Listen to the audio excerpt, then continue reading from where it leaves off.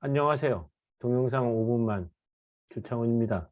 오늘은 5분만 하지는 못할 것 같아요. 오늘은 좀 할 말이 많은데 오늘 뭘 하려고 하냐 하면 입시 공부 어디서 어떻게 해야 되느냐 라는 말씀을 좀 드리려고 합니다. Just do it. 해보라는 거예요. 저희 괜찮은 뉴스를 독자분들이 찬스라고도 불러주거든요. 근데 저희가 생각할 때 어떤 찬스냐 하면 입시 공부를 제대로 혼자 할 수 있게끔 해주는 찬스다. 이렇게 보는 거예요. 물론 이렇게도 할 수 있어요. 특히 이게 코로나 이전에 많이 보여줬던 모습인데 지금 다시 또 돌아오고는 있죠. 그래서 이렇게 앉아서 2시간을 일방적인 강사 얘기를 들을 수도 있지만 구체적이고 내 아이에게 맞는 그런 정보들은 그 전체 강의 내용 안에서 10분의 1도 채 안 돼요. 제가 이제 괜찮은 뉴스를 만들었던 것도 생생한 목소리, 그리고 가장 실천적이었던 최적의 솔루션, 이런 것들을 갖다가 좀 제공하고자 하는데 목표가 있었고, 특히 가짜 뉴스들. 그러니까 과거에는 가짜 뉴스들이 잘 몰라서, 그리고 이제 기자들에 의해서 생산된 부분들이 좀 많았다면, 최근에는 유튜브를 통하여서 조그만 학원들이 자기 사익 추구를 하기 위해서 근거가 없는 얘기들을 갖다가 퍼뜨리는 경우들이 좀 되게 많은 것 같아요. 귀찮은 뉴스는 이제 6월 1일이 되면 1주년이 됐는데, 사실 그동안 많이 읽었던 뉴스들을 보면 5년간 고교별 서울대 입학자 순위, 고교별 서울대 합격자 현황. 이게 아주 양질의 고급 정보냐 하면 그런 건 아니에요. 근데 이런 게 가장 많이 퍼져나가고 있다는 것은 입시 정보를 괜찮은 뉴스를 잘 활용하고 있지 못하다, 이렇게 보는 거예요. 슬픈 현실도 많아요. 우리 학교는 반수 휴학이 안 됩니다. 재수 기숙학원 비용 얼마나 될까? 이런 것 같은 것들을 하잖아요. 찬스는 6월 1일 날 창간했으니까 수시에서 어떤 식으로 실제로 정보가 활용되어지는지는 올해를 겪어봐야 되고, 작년도 정시 때 같은 경우에는 원점수 등급 컷, 그다음에 입결이 혹시 구멍이 날 수 있는 경우들, 누적 백분위, 이런 식의 실질 경쟁률, 이런 식의 자료들 같은 것들이 있었어요. 소위 말하는, 이게 만약에 정시 컨설팅 같은 데 가서 카더라라는 얘기를 들었으면 근거가 없는 가짜 정보들 같은 걸 갖다가 받아볼 수도 있었는데, 그런 게 좀 자정이 되지 않았겠는가, 이런 생각을 가져요. 입시 정보는 생산되는 시기라는 게 있어요. 그러니까 지금 4월 말이 입시 정보가 많이 나올 때예요. 대입 전형 시행 계획이라고 해서 이제 내년도 이제 고3이 되는, 지금 현재 고2, 2024 전형에 대한 시행 계획이 지금 나와요. 그래서 당장 이제 내일 5월 1일 이때 이제 입시 뉴스들이 좀 많이 쏟아져 나와요. 대입 전형 시행 계획은 내가 가야 되는 대학, 가고 싶었던 대학 말고요, 갈 수 있을 것 같은 대학들 한 5-6개 정도 받아놓고서 뭐랑 비교를 해봐야 돼요?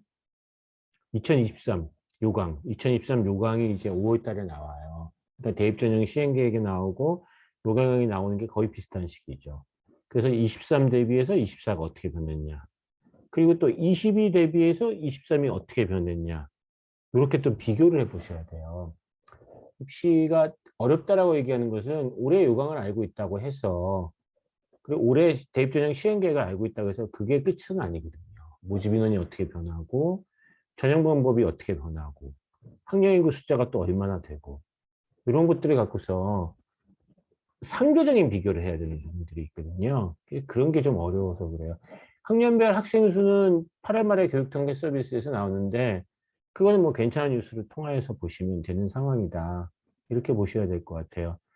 어디가에서 이제 수시 입시 결과가 나오거든요. 이게 이제 물론 그 대기업 들어가셔서 보셔도 되는데 좀 복잡하잖아요. 그래서 이제 괜찮은 뉴스를 통해서 보실 수가 있게끔 되어져 있어요.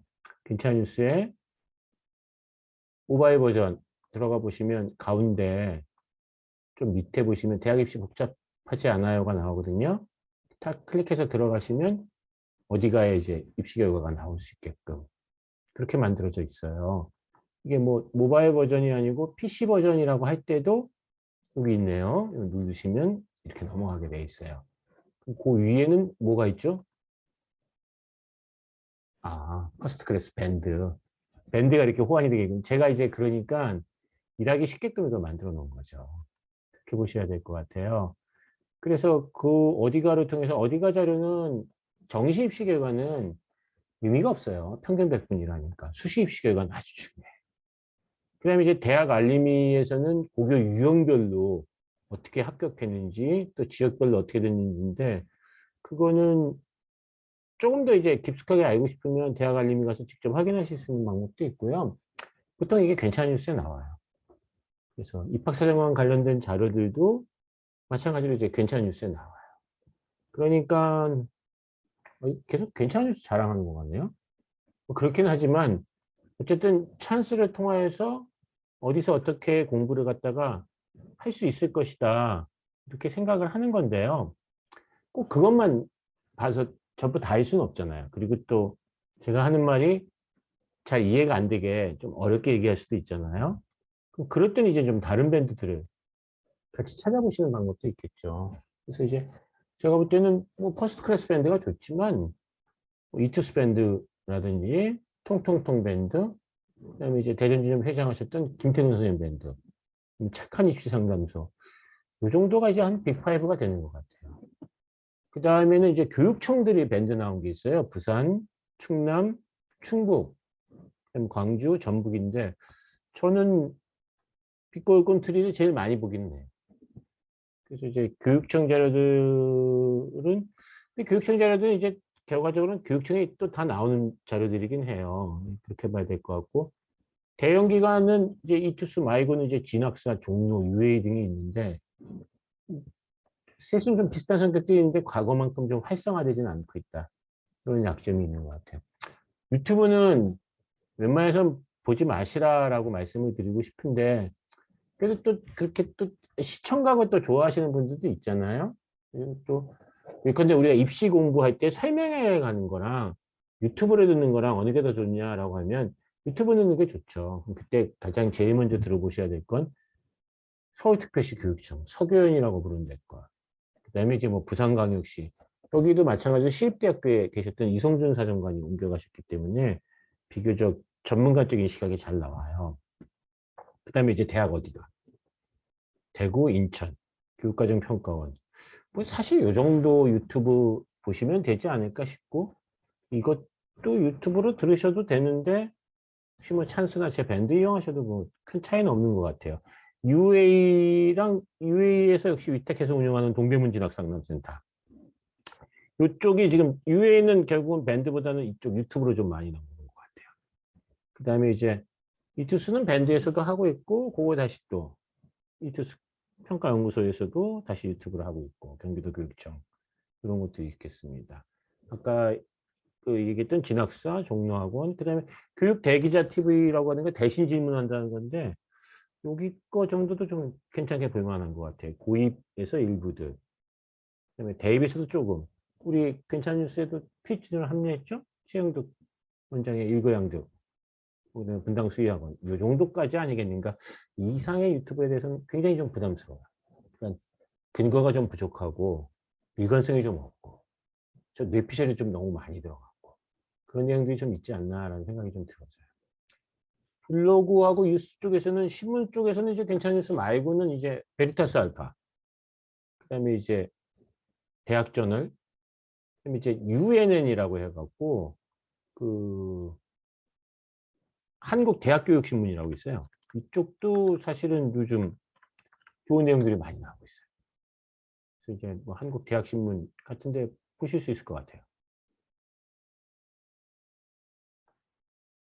뭐 근데 신문사이기 때문에 입시 정보보다는 이제 교육 뉴스 쪽에다 좀 초점을 많이 좀 맞추고 있고 입시 정보 쪽으로 맞추는 이제 신문사는 괜찮을 수밖에 없죠. 과거에 이제 내일교육하고 이제 에듀동아가 좀 그렇게 했었는데 뭐 요새는 그렇게 저도 많이는 안 봐요. 그다음에 이제 블로그는 장문성의 입시 팩토리가 이제 뭐 블로그 중에서는 지금 가장 뭐 핫한데 괜찮은 뉴스에도 좀 역시 마찬가지로 대표 기자로 좀 일을 하고 계시니까. 근데 이제 괜찮은 뉴스에 안 싫은 내용들이 또 있죠. 그거 가서 확인해 보실 수 있을 것 같고, 교육부 블로그. 그다음에 이제 동파의 대학 입시 블로그라고 하는 것들은 이제 입시 결과가 굉장히 자세히 나와 있어요.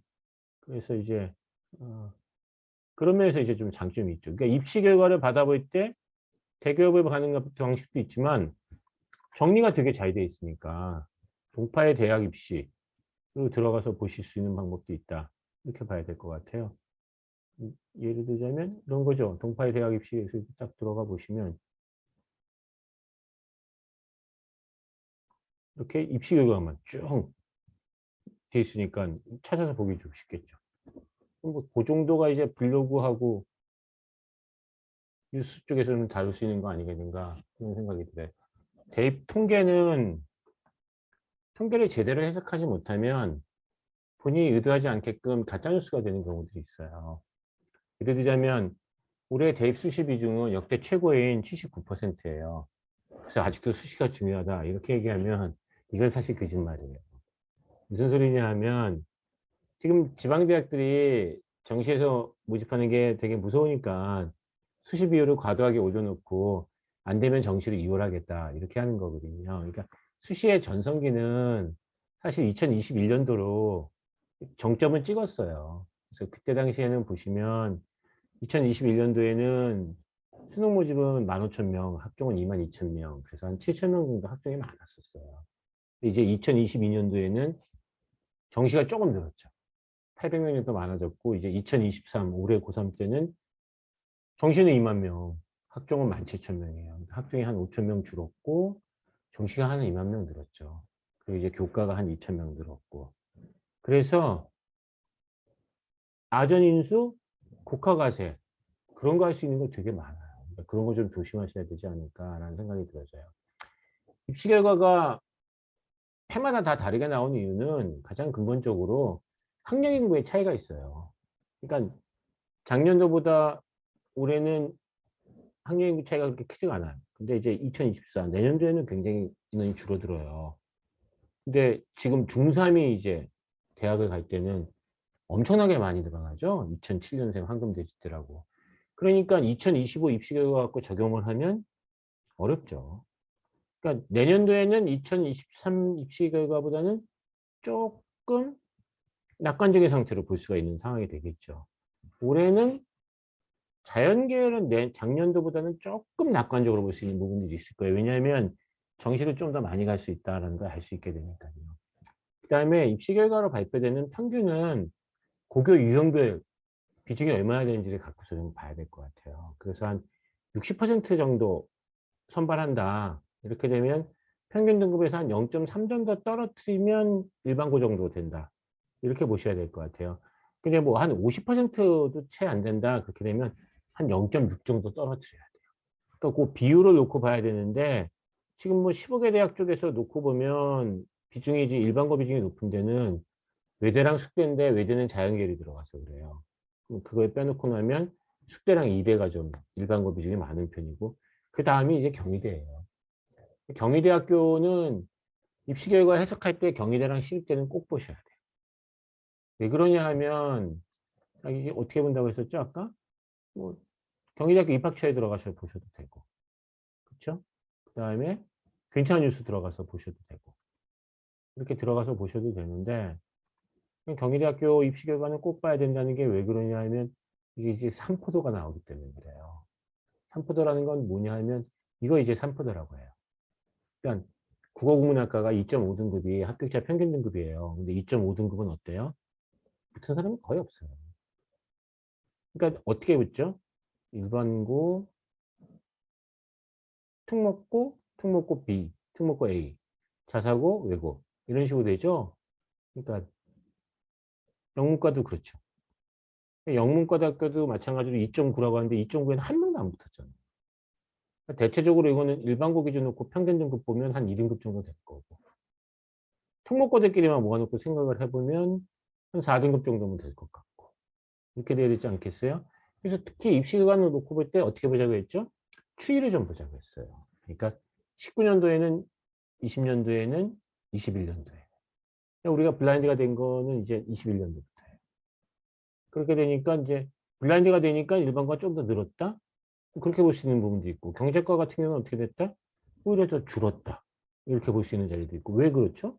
아, 경제과를 이제 선호하는 사람들이 더 많아서 그런가 보다. 이렇게 볼 수 있죠. 이과 쪽도 이제 제가 물리학과랑 전자공학과 두 개만 했는데, 전자공학과는 2019년도하고 2021년도가 이제 입시계가 좀 많이 비슷하죠. 그렇게 되고, 새롭게 과거에는 없었던 특목고 학생들이, 그러니까 경희대학교가 수원에 있는데 이제 전자공학과가 그만큼 이제 인기가 있어졌다는 거죠. 서울에 가던 학생들이 수원의 전자공학과로 좀 옮겨갔다. 이렇게 볼 수 있는 자리가 있고, 물리학과는 일반고 입장에서 놓고 볼 때는 합격자 평균 등급이 어느 정도 된다고 봐야 될까요? 2등급 초반 정도 된다고 봐야 되겠죠. 3등급 학생이 내면 대체로 떨어질 가능성이 아주 높다. 이렇게 봐야 되잖아요. 그러니까 이렇게 산포도가 안 나와 있으면 입시 결과를 평균으로 보는 것은 아주 의미가 없어요. 그러니까 평균에서 제가 얼마 떨어뜨려서 보자고 했죠? 0.3. 그러니까 전자공학과는 일반고 학생들이 많이 붙었으니까 0.3까지 떨어뜨릴 필요는 없었겠지만, 물리학과는 0.3 떨어뜨릴 건 택도 안 됐겠네요. 그러니까 산포도가 있는 게 좀 많이 필요하겠죠. 국어국문학과는 2.2, 영문과는 2.6. 아유, 아슬아슬하겠네요. 경제과는 1.9.